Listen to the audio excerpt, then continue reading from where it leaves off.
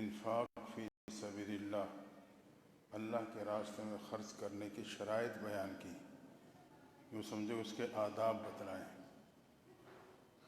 پہلی شرط یہ ہے کہ اللہ کے نام پہ دو، صاف چیز دو، اچھی چیز دو۔ جس کو دے رہے ہو اس کو نہ دیکھو، جس کے نام پہ دے رہے ہو اس کو دیکھو۔ ہم دیکھتے ہیں یار یہ چیز خراب ہونے والی ہے، چلو اس کو اللہ کے نام پہ دے دیتے ہیں۔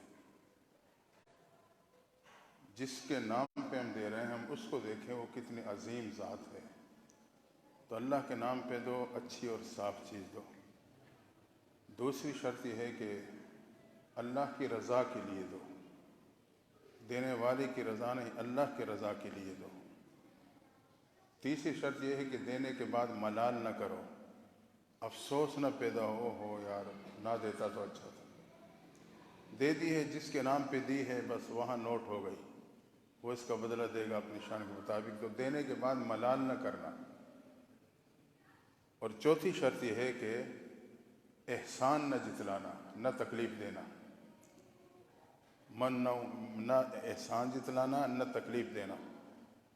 کسی کو دیا اور پھر اس پہ احسان جتلانے لگ گئے کسی موقع پہ، یار میں نے اس کے ساتھ یہ کیا تھا، یہ کیا تھا، یہ مجھے سلام ہی نہیں کرتا۔ نہیں، جس ذات کے نام پہ دی ہے بس اس کے ذات کے نام پہ دے دی، اور اس بنیاد پہ جس کو دی ہے وہ کتنا ہی غریب کیوں نہ ہو اسے تکلیف ہی نہ دینا۔ اس لیے بڑے کہتے تھے نا، نیکی کر دریا میں ڈال۔ اس کا یہی مطلب ہے کہ نیکی کر دریا میں ڈال۔ دریا میں جو چیز گئی بندہ مایوس ہو جاتا ہے، اب یہ نہیں ملنی، تو اس سے لا تعلق ہو جاتا ہے ذہنی طور پہ، تذکرہ بھی نہیں کرتا پھر اس کا۔ تو اللہ کے نام پہ دے دو، تذکرہ ہی چھوڑ دو۔ رب کے نام کے دیے وہ یاد رکھتا ہے، اسے نہیں بھولتا، وہ اس کا اجر بھی دیتا ہے۔ تو یہ 4 بنیادی شرائط ہیں۔ اچھی چیز دو، اللہ کے رضا کے لیے دو، دینے کے بعد ملال نہ کرو اور احسان نہ جتلاؤ۔ چوتھے پارے میں اللہ تبارک و تعالیٰ نے غزوہ بدر اور غزوہ احد کا تذکرہ فرمایا ہے۔ فرمایا غزوہ بدر میں جو کامیابی ہوئی ہے اس کی بنیادی وجہ یہ ہے کیونکہ منافقین راستے میں ساتھ چھوڑ گئے تھے۔ اس کی بنیادی وجہ ہے کہ کفار و منافقین سے علیحدگی ہو گئی تھی۔ جب علیحدگی ہوئی تو طبیعتوں میں استقامت آ گئی۔ معلوم ہوا کہ ساتھ والے کا اثر پڑتا ہے انسان کی طبیعت اور مزاج پر۔ بعض لوگ کہتے ہیں جی ٹھیک ہے میرے دوست تو غلط ہیں، ماحول تو غلط ہے، لیکن میں اثر نہیں لیتا۔ یہ بالکل ناممکن بات۔ آپ ایک جانور کے ساتھ رہو گے نا، جانور پالو گے، اس کا اثر بھی آپ کی زندگی میں آئے گا۔ حضرت امام غزالی نے لکھا ہے بکری پالو گے تو مزاج میں عاجزی آئے گی، اونٹ پالو گے مزاج میں کینہ پروری آئے گی، گھوڑا پالو گے تو مزاج میں شجاعت آئے گی۔ جب جانور کا اثر پڑتا ہے تو انسان کا اثر نہیں پڑے گا، اثر پڑتا ہے۔ فرمایا منافقین اور کفار سے جدائی کی ہی یہی کامیابی کا راز ہے کہ مسلمانوں کے مزاج میں استقامت آ گئی تھی۔ وہ ہم ذہن تھے، ایک ذہن کے ساتھ، ایک مزاج کے ساتھ ڈٹ کے لڑے۔ نہیں تو ایسے موقع پہ جو منافق یا کافر کوئی بیچ میں شامل ہوتے، کوئی بات کر دیتا، کوئی بات کر دیتا، دوسروں کی ہمت میں بھی کمی آنے لگ جاتی۔ تو معلوم ہوا کہ برے دوستوں کا اثر پڑتا ہے۔ ہم ایسے ماحول سے، ایسے دوستوں سے اپنے آپ کو بچائیں۔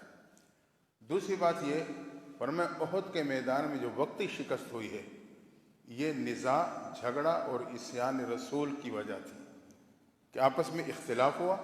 پیغمبر صلی اللہ علیہ وسلم نے 50 تیر انداز جو چھوٹی پہاڑی پہ مقرر کر دیے تھے، تو چونکہ جب انہوں نے دیکھا کہ تو شکست ہو گئی ہے، کافر بھاگ گئے ہیں، اب تو مال غنیمت ہی جمع کرنی ہے، باقی لڑائی تو ختم ہو گئی۔ تو امیر کے کہنے کے باوجود وہ اپنی اجتہادی غلطی کی بنیاد پہ وہ مورچے سے اتر آئے۔ تو آپس میں اختلاف ہوا، رائے اختلاف پیدا ہو گیا۔ امیر صاحب نے کہا نہیں، انہوں نے کہا نہیں، اب جانے میں کوئی حرج نہیں ہے۔ اور دوسرے کہ پیغمبر صلی اللہ علیہ وسلم نے فرمایا تھا کہ تم نے وہیں رہنا ہے، تو گوئے کہ ان کی نافرمانی ہوئی بات کی۔ تو اس لیے اللہ نے نزاع اور عصیان رسول کی وجہ سے وقتی شکست مقدر بنی، وہ الگ بات ہے، بعد میں اللہ نے اسی کی شکست کو فتح پہ تبدیل کر دیا۔ وہی جو زخمی صحابہ تھے انہوں نے پھر ہمت پکڑی، آگے بڑھے، اور اللہ تعالیٰ نے شکست کو فتح پہ تبدیل کر ڈالا۔ اور اس کے بعد میں اللہ نے یہودیوں کے 2 بنیادی امراض بیان کیے ہیں کہ اس سے بچنا مسلمانوں کے لیے ضروری، بخل کتمان حق، بخل سے بچو، یہ یہودیوں کا مزاج ہے۔ امریکہ میں پتہ کیا کہتے ہیں؟ وہ کہتے ہیں کہ اگر آپ کسی کو کہو نا یار مجھے مکہ مار دیں، وہ کہے گا کتنے ڈالر دے گا؟ تجھے مکہ ماروں گا تو مجھے کتنے ڈالر دے گا؟ بس وہاں تو دوڑ ہے، ڈالر کی دوڑ ہے، یہ ماحول وہاں نہیں ملتے۔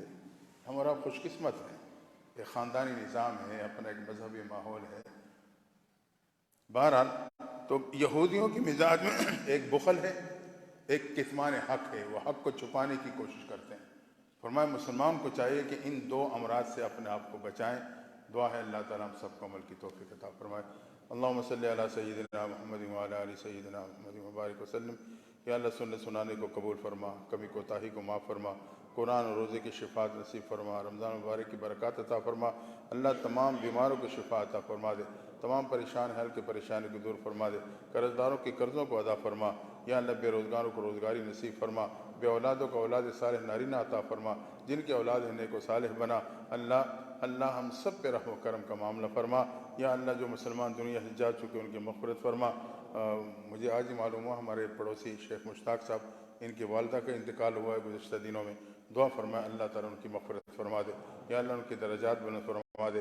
اللہ جتنے حاضرین ہیں یا اللہ تمام حاضرین کو حرمین شریفین کی قبولیت والی حاضری نصیب فرما۔ صلی اللہ تعالیٰ علی خیر خلقہ محمد وآلہ وصحبہ۔